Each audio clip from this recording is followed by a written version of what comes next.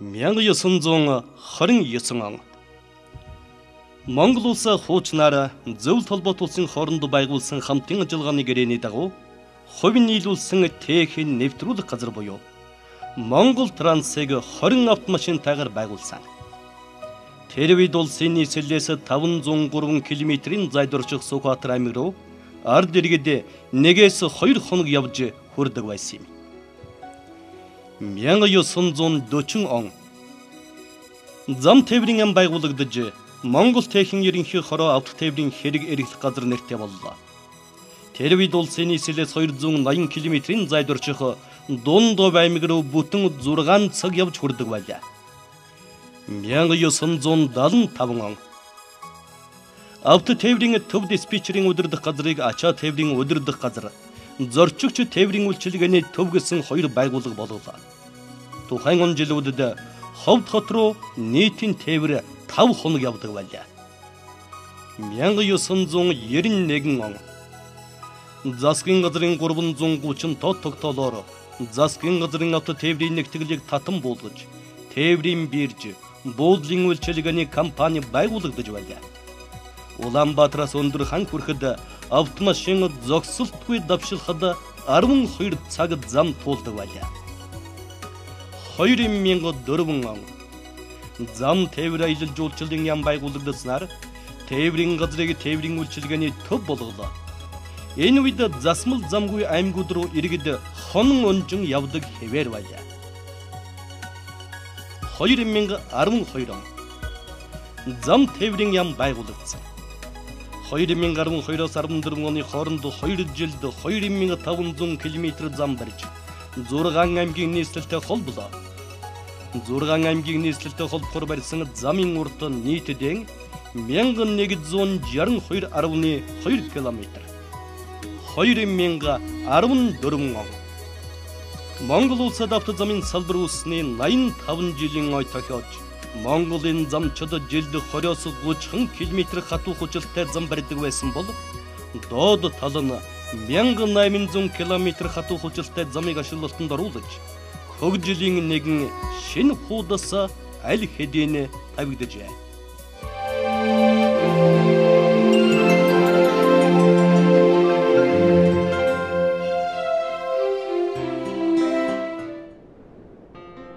Зам дагвал хөгжил ирнэ гэж үгвэ.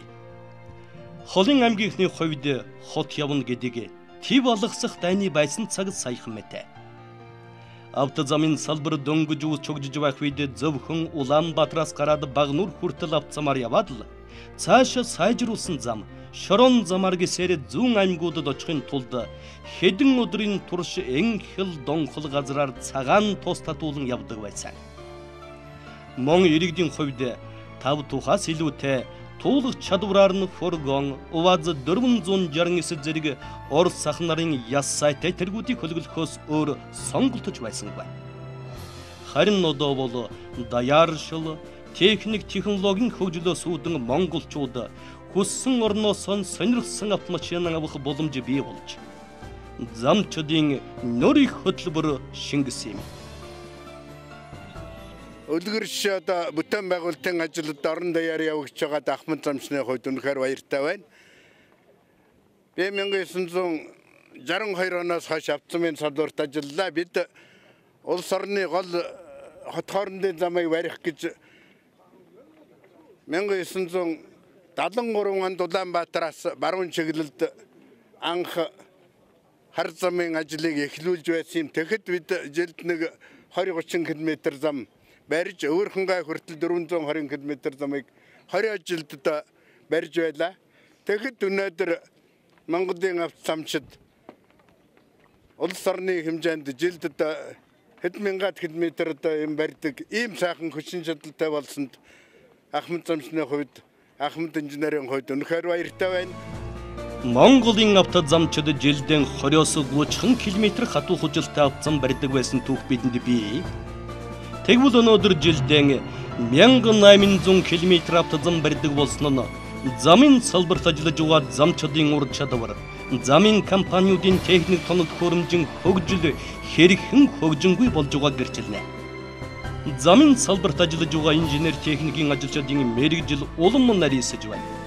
Хэмжилтийн инженер, автозамын инженер, автогрейдерийн оператор, экскаваторын оператор, дугуй тачигчийн оператор зэрэг олон нарийн мэргэжилтнэр автозамын салбар сэлгэгдэж боловсон хүчиндээ бүл нэмж байна.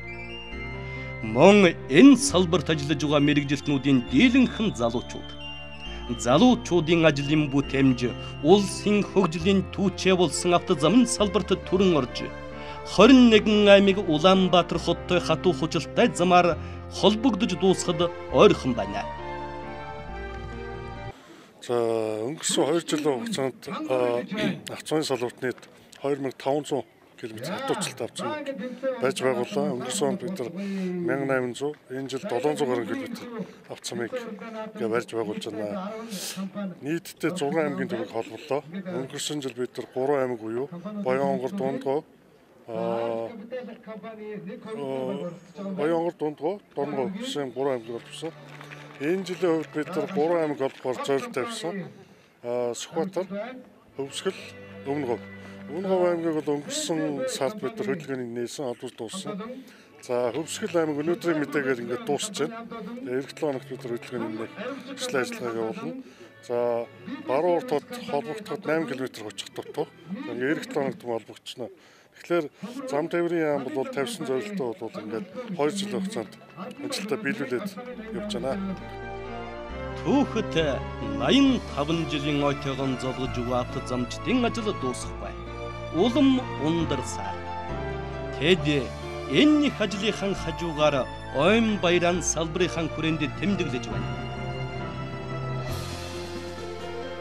Эх орны зүүн бүсийн замын компаниудын инженер техникийн ажилчид жолооч механизмчдын мэргэжил ур чадвараар нь тэргүүлэгчдийг шалгаруулж харилцсан туршлага солилцож байгаа нь дэд бүтцийн суурьнд болсон автозамын салбар хөгжлөөд тэмүүлж байгаагийн илэрхийлэл.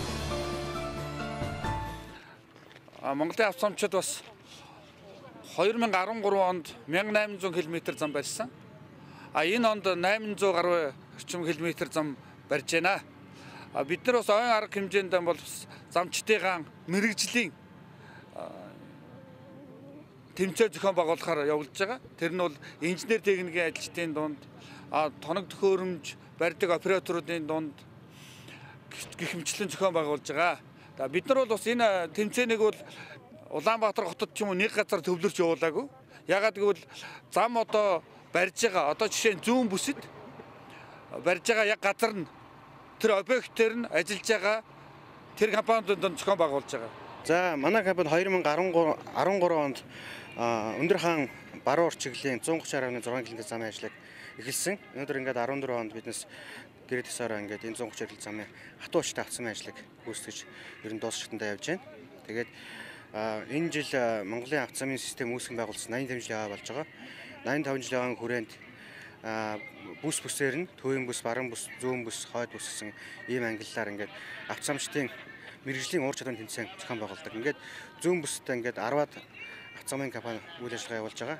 Бүтээн байгуулалтанд оролцож байгаа. Энэ бүтээн байгуулалтын хүрээнд зүүн бүсийн автозамчдын уур чадварын тэмцээнийг манай компани зохион байгуулж байгаа. Монголын автозамын холбоотой хамтарч. Ер нь бол сүүлийн үед Монгол улсын автозамын салбарт шинэ техник технологи, болсон хүчин, шинэ менежмент нэлээд олон талын одоо хөгжил хвшлийг замын компаниуд өөрснөө бас ашиглаж эхэлж байгаа. Тэгээ энэний үр дүнд бас Монголын үндэсний компаниуд нэлээд хүчин чадлын хувьд сайжирч байгаа. Тэгээд хэдэн жилийн өмнө бол үнэхээр хятадын юм уу гадаадын компаниудаас бид бол суралцах юм их байсан. Өнөөдөр бол Монголын компаниуд бол хятад байна уу, Япон, Солонгосоос дутгааргүй тийм сайн чанартай ийм сайн замыг бол барьдаг ийм чадaltaй болсон байна. Монголын автозамчдын зүүн бүсийн замын компаниудын ажилтнуудын дунд зохион байгуулсан ур чадварын тэмцээнийг Arj Capital компаниуд тэтгэж зам тээврийн яам болон Монголын автозамчдын холбоо хамтран зохион байгуулж байна. Энэ жил Улаанбаатараас Сүхбаатар чиглэлийн 132.6 км хатуу хужилтай засмал замыг хүлээлгэн өгөхөд бэлэн болоод байна. Ингэснээр Улаанбаатар хоттой хатуу хужилтай замаар холбогдож байгаа аймагуудын тоо дахин нэгээр нэмэгдэж байна. Сүүлийн 2 жилийн доторл гэхэд автозамчид 2500 км засмал замыг ашиглалтанд хүлээлгэж өгöd байна. Олон улсын экспо 2 жил зохион байгуулж байгаа. Эндээ бол орчин үеийн шин технологи, дээр нь орчин үеийн тоног төхөөрөмжөөр чанартай зам барих талаар бол 2 удаа зохион байгуулсан. Энэ нь бол үр дүнгээ өгсөн. Энэ нь бол одоо жишээ нь энэ ард швтал компанидар харагдаж байна. Одоо шинэ ард швтал компаниг бол нэг онцлог нь юу вэ гэвэл GPS суулгасан.